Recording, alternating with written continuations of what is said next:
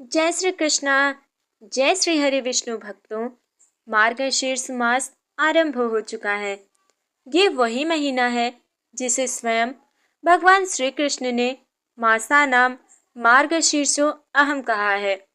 अर्थात महीनों में मैं स्वयं मार्गशीर्ष हूँ, क्योंकि इस मास में की गई पूजा, व्रत, दान और भक्ति का फल अन्य महीनों की तुलना में अनेक गुना बढ़कर मिलता है। मार्गशीर्ष मास को अगहन मास भी कहा जाता है।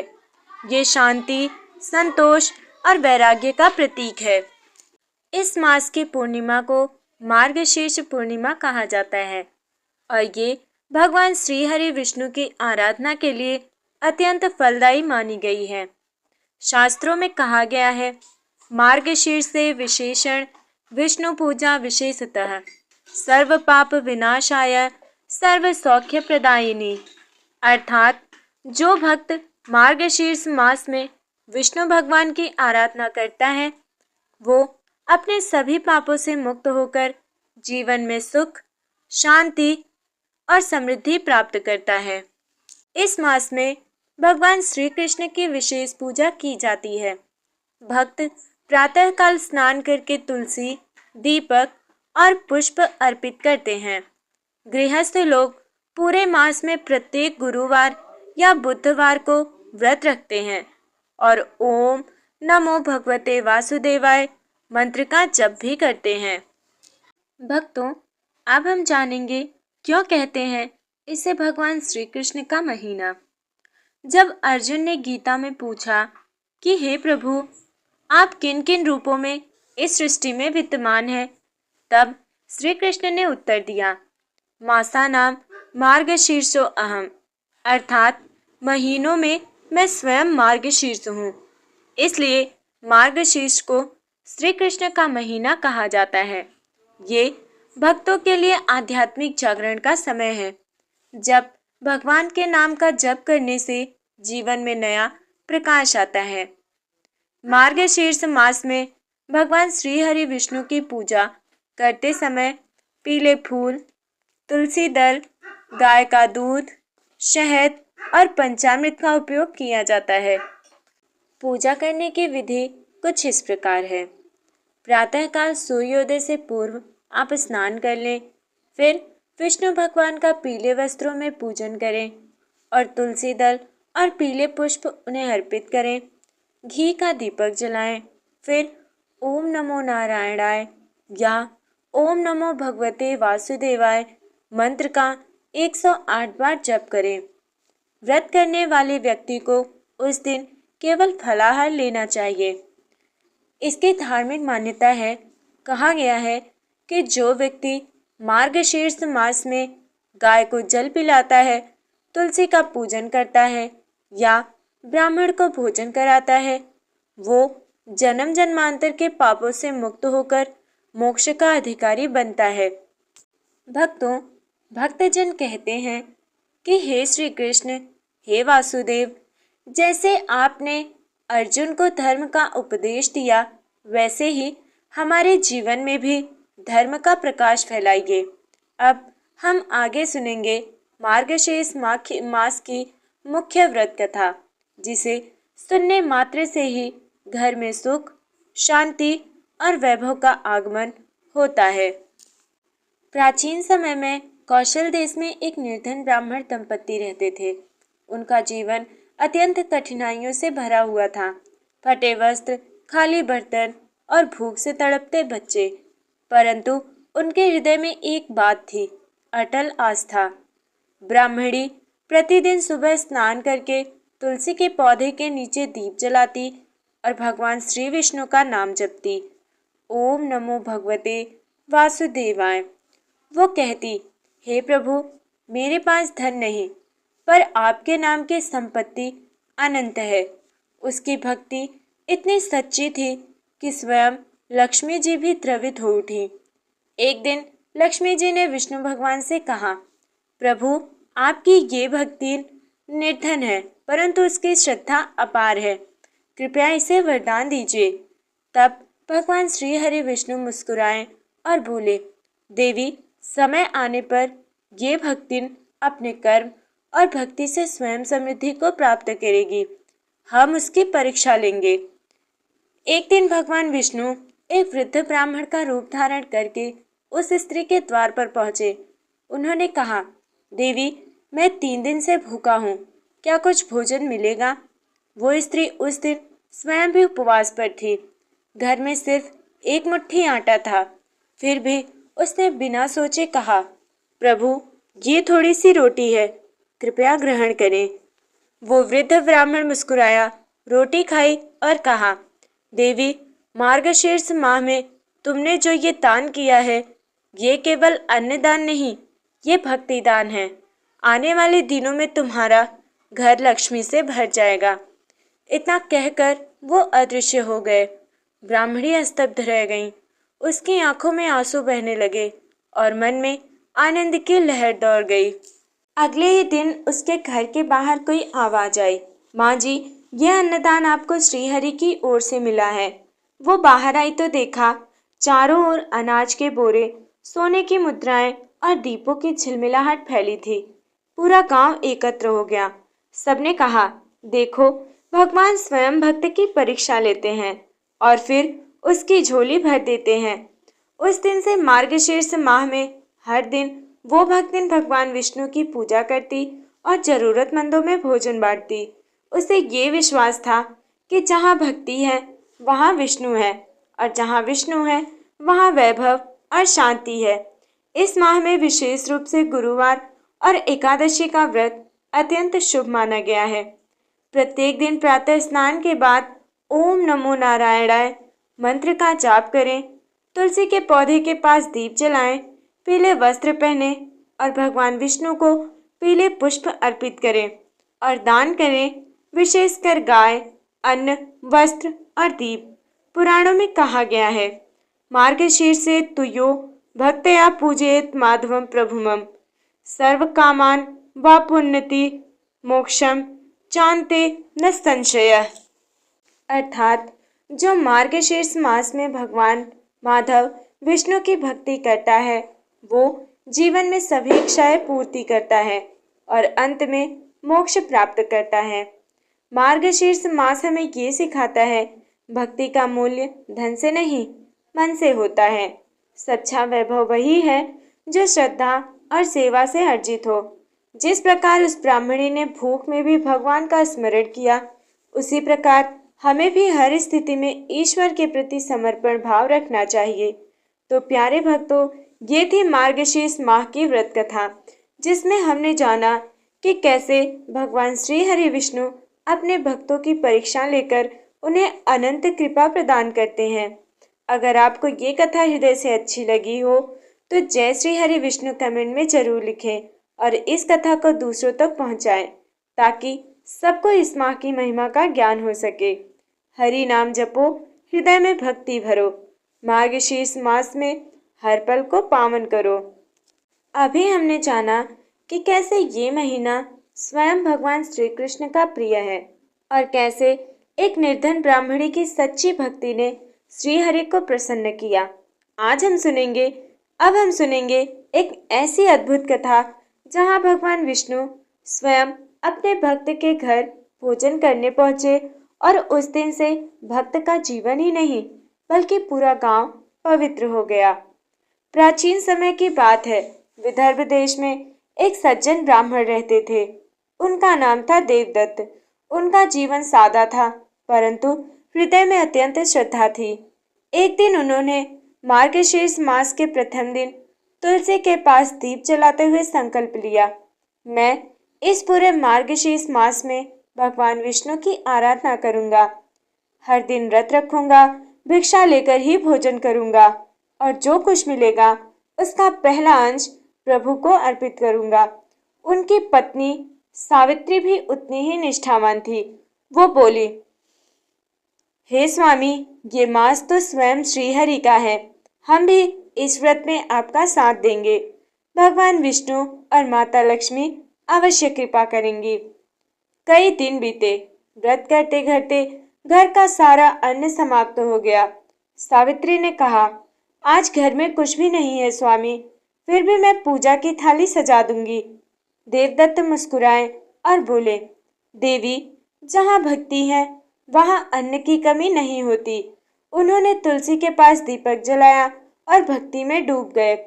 पूजन के बाद दोनों ने भगवान से प्रार्थना की कि हे श्रीहरि, आज अन्न नहीं है, फिर भी हमारी श्रद्धा को स्वीकार करें।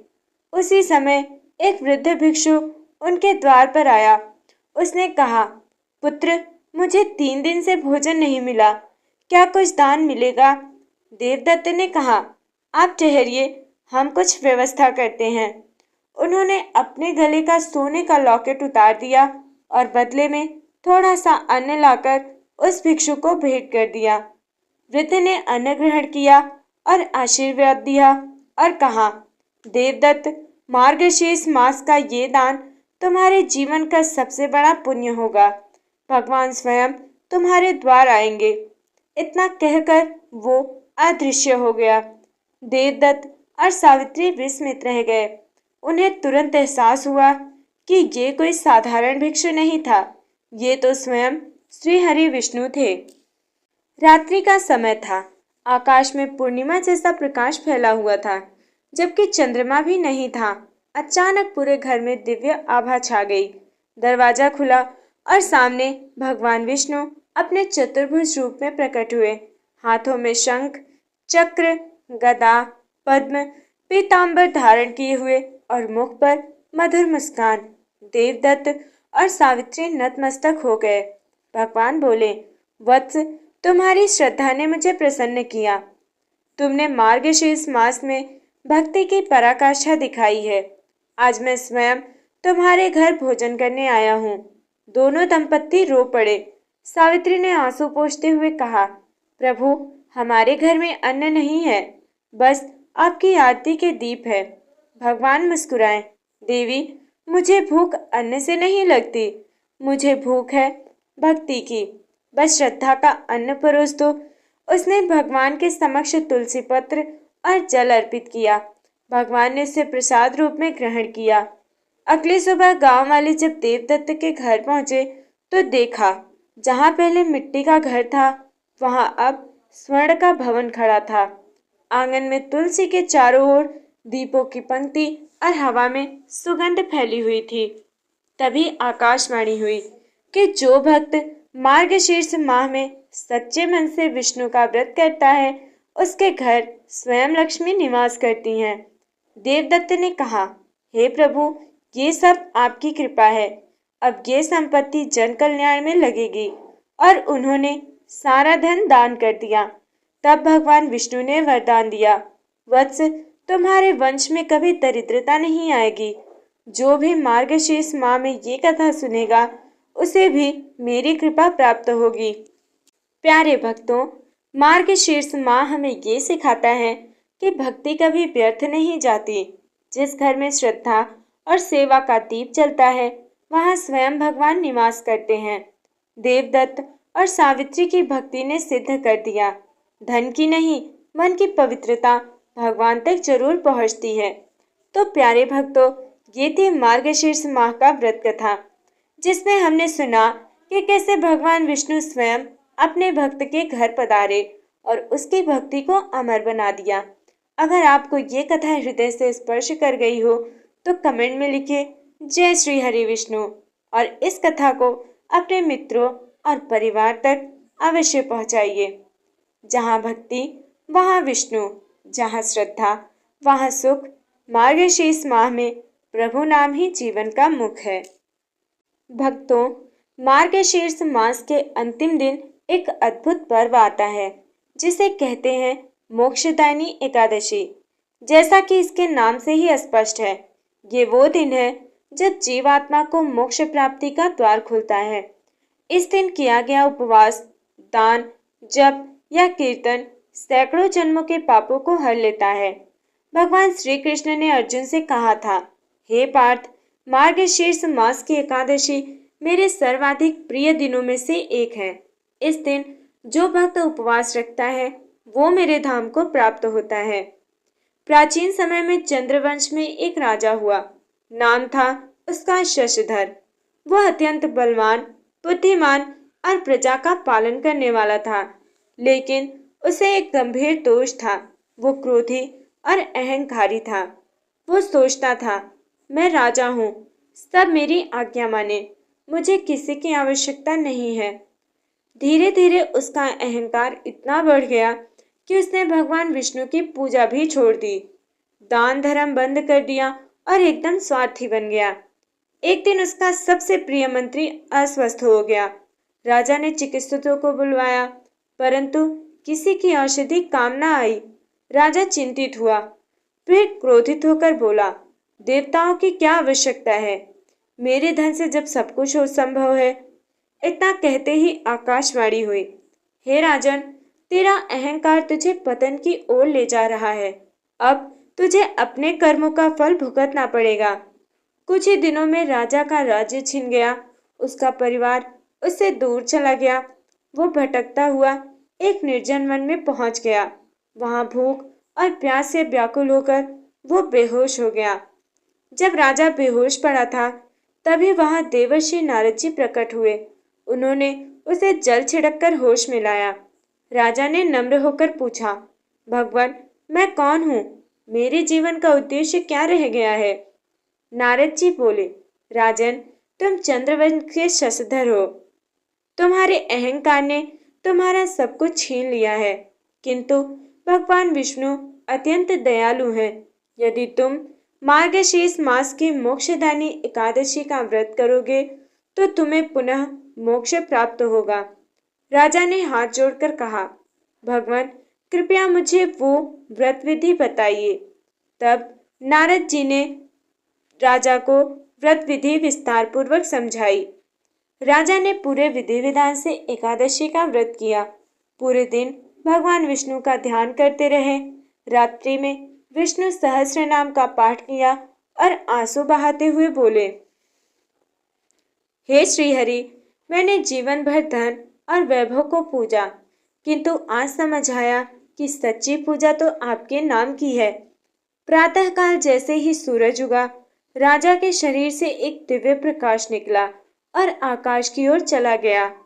देवर्षि नारद बोले, देखो, ये आत्मा अब मोक्ष प्राप्त कर श्रीहरि के धाम को जा रही है। आकाश में आशीर्वाद की वाणी गूंजी, जो मार्गशीर्ष मास में मोक्षदायिनी एकादशी का व्रत करेगा, उसे जन्म मरण के चक्र से मुक्ति मिलेगी। भक्तों, मार्गशीर्ष मास के अंतिम 5 दिन अत्यंत पवित्र माने गए हैं। इन्हें पंचक दिन कहा जाता है।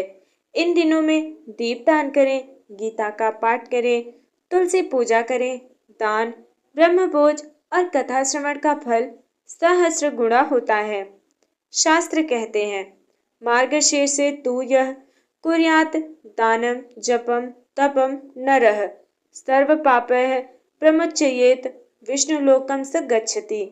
अर्थात जो मार्गशीर्ष के अंतिम दिनों में पूजा, दान या तप करता है, वो पाप मुक्त होकर विष्णु लोक को प्राप्त करता है। भक्तों, ये कथा हमें सिखाती है कि अहंकार हमारे पतन का कारण है और भक्ति और विनम्रता ही जीवन का सबसे बड़ा वैभव है। और भगवान विष्णु की कृपा के बिना कोई भी पूर्ण नहीं। राजा शशधर का जीवन ये संदेश देता है कि जब मनुष्य अपनी गलतियों को स्वीकार करता है और भक्ति से लौटता है, तो ईश्वर उसे मोक्ष का वरदान अवश्य देते हैं। तो प्रिय भक्तों, ये थी मार्गशीर्ष माह की व्रत कथा, जिसमें हमने सुना मोक्षदानी एकादशी की महिमा और राजा शशधर की अद्भुत कथा। यदि ये कथा आपके हृदय को छू गई हो तो कमेंट में लिखिए, जय श्री हरि विष्णु, मोक्षदाता प्रभु की जय। और इस कथा को अपने घर में सबको सुनाइए, क्योंकि ये केवल व्रत नहीं, ये आत्मा की मुक्ति का मार्ग है। जहाँ हरि नाम वहाँ शांति, जहाँ शांति वहाँ मोक्ष। मार्गशीर्ष माह प्रभु प्रेम का पावन अवसर है। भक्तों, जय लक्ष्मी माता, जय श्री हरि नारायण। मार्गशीर्ष माह का ये पावन समय, जब संपूर्ण सृष्टि देवी लक्ष्मी की कृपा से भरी रहती है, जब प्रत्येक भक्त अपने जीवन में धन, शांति और समृद्धि का आमंत्रण करता है, प्राचीन काल में विदर्भ नामक में धर्मदत्त नामक एक व्यापारी रहता था।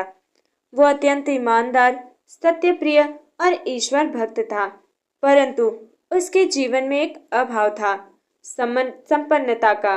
उसके पास ना तो सोना था, ना रथ, ना भव्य गृह, किंतु उसका हृदय सच्चे धर्म से भरा हुआ था। एक दिन वो किसी व्यापारिक कार्य से बाहर गया और मार्ग में उसे एक साधु मिले। साधु ने पूछा, वत्स, क्यों उदास हो? तब धर्मदत्त ने कहा, महाराज, मैं गरीब हूँ, परिश्रम करता हूँ, पर लक्ष्मी जी का आशीर्वाद नहीं मिलता। साधु मुस्कुराए और बोले, वत्स, चिंता मत करो। मार्गशीर्ष मास में प्रत्येक गुरुवार को वैभव लक्ष्मी व्रत करो। उस दिन प्रातः स्नान कर पीले वस्त्र धारण करना, लक्ष्मी माता की मूर्ति या चित्र पर पुष्प अर्पित करना, दीप जलाना और श्री सूक्त या लक्ष्मी अष्टक स्तोत्र का पाठ करना। संध्या के समय कथा सुनकर प्रसाद बांटना और ब्राह्मणों को दान देना। तुम्हारा जीवन स्वयं प्रकाशमय हो जाएगा। धर्मदत्त ने ठीक वैसा ही किया। कुछ ही सप्ताहों में उसके घर में चमत्कार होने लगे। पुरानी बकाया रकम मिलने लगी, व्यापार बढ़ने लगा और उसके जीवन में पहली बार सुख शांति का अनुभव हुआ। भक्तों, मार्गशीर्ष मास केवल दान पुण्य का महीना नहीं, बल्कि मन की शुद्धि और नारी शक्ति के सम्मान का पर्व है। जो व्यक्ति इस महीने में सच्चे मन से गुरुवार या शुक्रवार को लक्ष्मी व्रत करता है, उसके जीवन में नकारात्मकता दूर होकर आत्मविश्वास बढ़ता है। शास्त्रों में कहा गया है कि मार्गशीर्ष से तु यह भक्त्या लक्ष्मी पूजयते नरः तत्स गृहं सदा तिष्ठेत सर्वलक्ष्मीस्त मागता। अर्थात जो भक्त मार्गशीर्ष में लक्ष्मी पूजन करता है, उसके घर में समस्त प्रकार की लक्ष्मियां स्थिर हो जाती हैं। भक्तों, मार्गशीर्ष माह का ये व्रत करने वाला व्यक्ति कभी दरिद्र नहीं होता। उसके घर में भोजन, वस्त्र और धन की कमी नहीं रहती। सबसे बड़ा फल ये है कि लक्ष्मी स्थिरा भवेत तत्र विष्णु सायुज्य मापुण्ययात्। अर्थात जहाँ लक्ष्मी स्थिर रहती हैं, वहाँ विष्णु का वास स्वयं होता है। भक्तों, माता रानी से कहिए, हे माता लक्ष्मी, आपकी कृपा से हर घर में उजाला फैले, हर मन में विश्वास जगे और मार्गशीर्ष का ये पावन व्रत हर भक्त के जीवन में वैभव, सौभाग्य और सुख लेकर आए। जय माता लक्ष्मी। जय श्री हरि नारायण।